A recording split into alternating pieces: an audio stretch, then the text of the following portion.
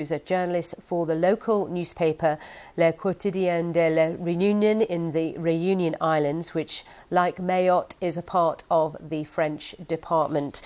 Can you just tell us what you've been witnessing, what you've been finding? Yes, hi Sally. It's been quite difficult to be in contact with people because of about probably 80% of phone lines that are down. It's quite difficult to know how many victims there have been. We do have an official number, which is 22 yesterday, that have died that are in one of the hospital morgues. But we believe that those people perhaps died in hospital from illnesses, maybe from the cyclone.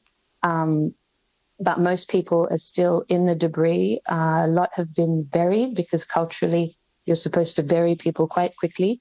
It's going to be hard to know, but we do think there are hundreds or thousands of people that have lost their lives in Mayotte. And it's going to be very hard to establish, isn't it, the actual numbers because of the thousands of illegal immigrants that lived there. Exactly. So the major problem is the slums that have been there for years. A lot of people in the slums were forced out of them last year. It was a French political decision. It was called Wambushu, to try and get people out without being able to place them elsewhere.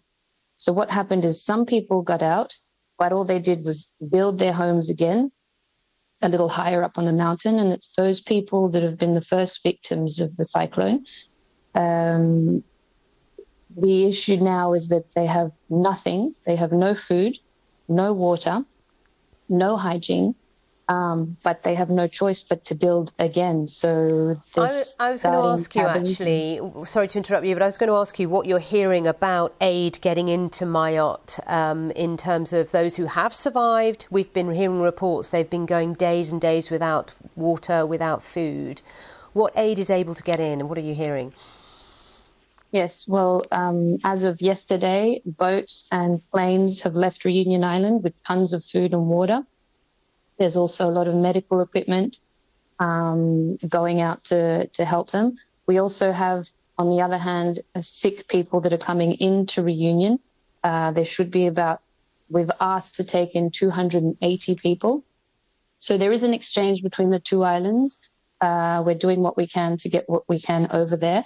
And that's all we can do for now, as the French government is sending people in to try and save some people, try and find the bodies, and all we can do is give food and water and medical supplies, because there is quite a risk now of dengue, chikungunya, and other infections that are going to arrive because of the lack of hygiene, because of the cyclone.